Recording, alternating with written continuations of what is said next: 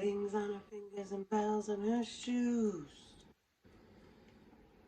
I could tell without asking she was into the blues. I'm really not on point this morning, but a teacher told me, I put flowers in my hair, so I feel like a little dead like crap. A teacher told me once when I was younger that I couldn't sing. Another teacher told me I was good for nothing. A saxophone teacher told me that I had no chance. Something really mean.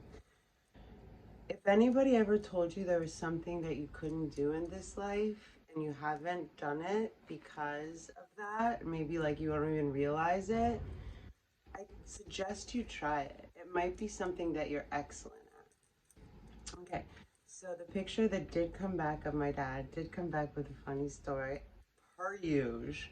Well, first I'll show you the better picture. So his obituary, which is another public testament to my family's inability to be honest, to do anything properly, and that Whitney was very much involved in me not being allowed or invited or told not to go to my father's funeral by Robert Strong, the director of Quigley's funeral house in Roanoke, Virginia. So when I got that email that that there was going to be no service, that I should stay in LA, it's all on my dad's Instagram page. I wrote the obituary and I had it ready to give to my uncle, and he's like, "Oh no, I got it." Really, David? You got it? So if you don't know, when somebody passes away, their children it goes in descending order, so oldest to young. Eric Cummings, 72, Roanoke, Virginia, and recently of Savannah, Georgia, quietly passed away on Monday, May 1st, 2017.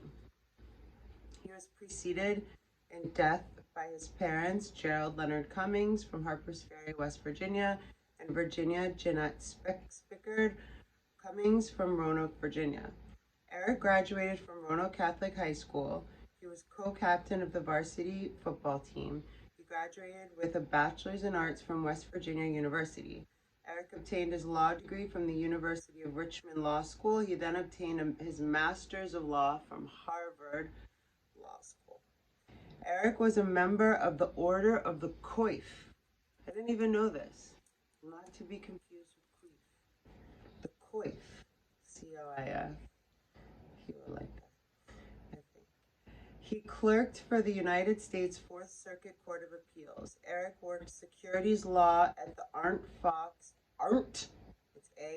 Cynthia probably knows this, A-R-E-N-T, Arndt Fox Law Firm in Washington, D.C. He established his own practice in 1979 in Washington, D.C. Eric later concentrated on capital investments, and strategies. I'll do that in another video. He loved college football, art, and Southern cooking. I don't know about the Southern cooking part, but okay. Eric adored his children, always boasting about their achievements. He loved to negotiate. That's not a sentence. Life for him was a continuous negotiation. My obituary was so much better and accurate. Eric would make you laugh with his wit or keep you in awe with his stories. He is survived by his cherished children, Kevin Cummings of London, England, and wife, Lucasta, and children, Cosima, George, Cressida, Octavia, Whitney Cummings, and Ashley Cummings of Los Angeles. It should go Ashley Cummings and then Whitney Cummings, because she's younger than me.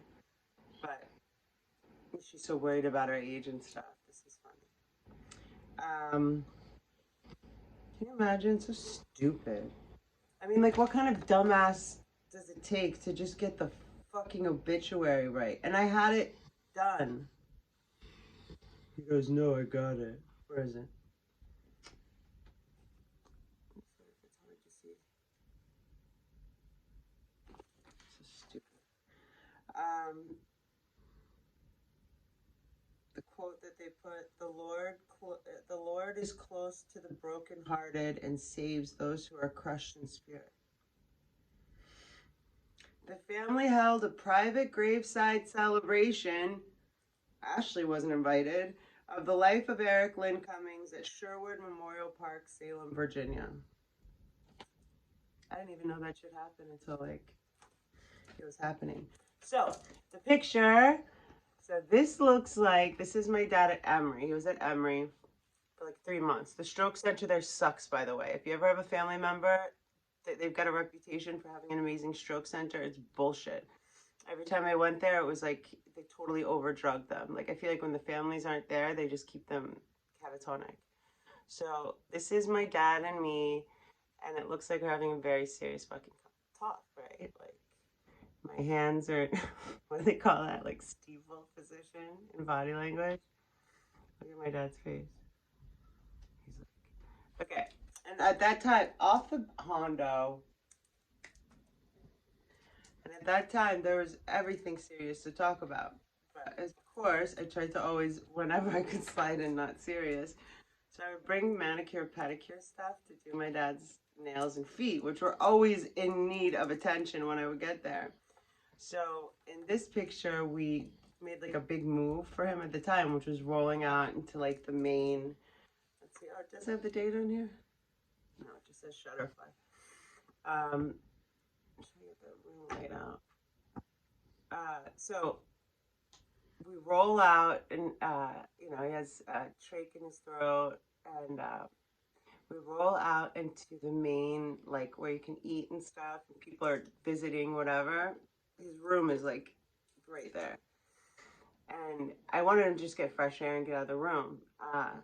And so we're talking, and I said, Dad, I really want to work on your feet. I want to give you a pedicure. He said to me verbatim, Ashley, you can't do that out here. I got a reputation to maintain. And I said, Dad, I think I had one of these, I would always make friends with these Uber drivers that would like hang out if I was, especially if I was going to be there for a couple hours and then go back and forth. I said, Dad, I'm going to take, because you can't see your feet, I'm going to take a picture of your feet with my phone. This is what I'm saying in this picture. And I'm going to show you that picture. And I think you're going to have a change of heart. Your reputation is not going to be doing well with the way your feet are looking. So I took a picture of his phone, and I said, you see what we're working with down there? And he's like, all right, yeah. Oh, actually, Nancy, his fucking third wife, took that picture. She was there, and she caused a fucking scene in the freaking middle of the room, whatever. Anyway, and I flew her there and shit. I was like, get out of here. Kick rocks. Go. Shut up. Causing problems. My dad needs to rest. So I showed him the picture, and his feet definitely need a pedicure. And he goes, all right, you're right, Ashley Bear. All right, go ahead.